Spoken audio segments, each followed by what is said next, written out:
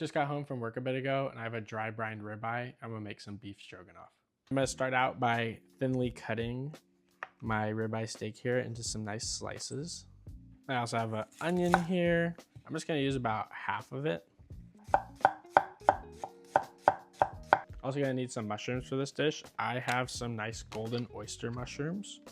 Honestly, any type of mushroom would work great, but I like using fun ones. So, and I'm just gonna kind of peel them into nice little pieces.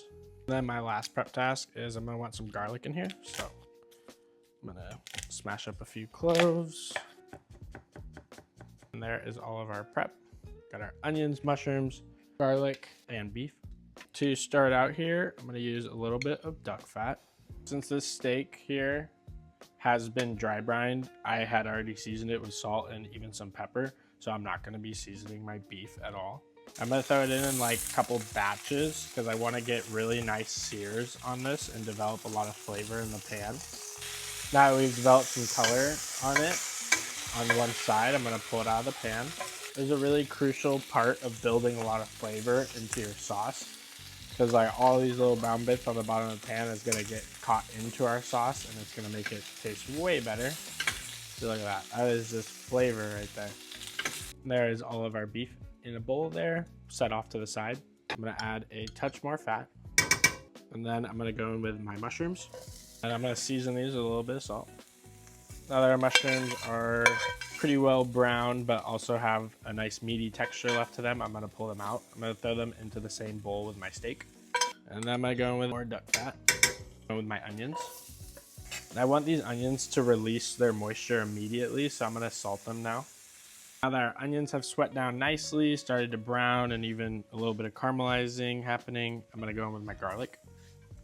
Now that our onions have cooked down pretty nicely and our garlic is very fragrant, I'm going to add in a little bit of red wine to deglaze this pan and build some flavor.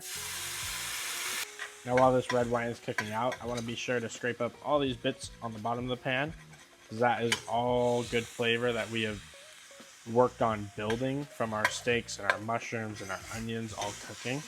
There we go. Now that our wine has cooked out, go in with some heavy cream. And now our heavy cream is coming up to temp, and we were able to pick up all that flavor off the bottom of the pan. You can see that our pan is like pretty clean there. Add back all of our flavor. We're gonna go in with all of our beef and our mushrooms along with the liquid that it comes from it. Add a touch more cream, but it's time to add some of our huge flavor builders here. So I got some homemade demi-glaze, some Dijon mustard, and last but not least, some creme fraiche. And then since we've added a lot of cream and heavy aspects, I'm gonna add a touch of salt because it's gonna need it. I give it a quick little taste. It tastes really good. So I am going to leave this on low while I cook my noodles in some boiling salted water.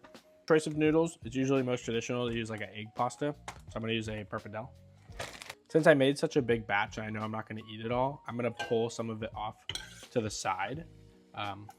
So then I have a good ratio for my noodles. And now that our noodles just finished up, I'm gonna pull them straight from the pasta water into our sauce. We're just gonna give it a taste real quick. I feel like it needs a touch of salt, so I'm gonna hit it with that. Now it's time to plate it up. Now that our beef stroganoff is all finished up here, let's plate it up.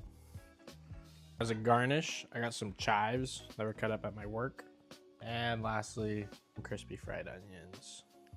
There is my beef stroganoff. There is a close-up of my beef stroganoff.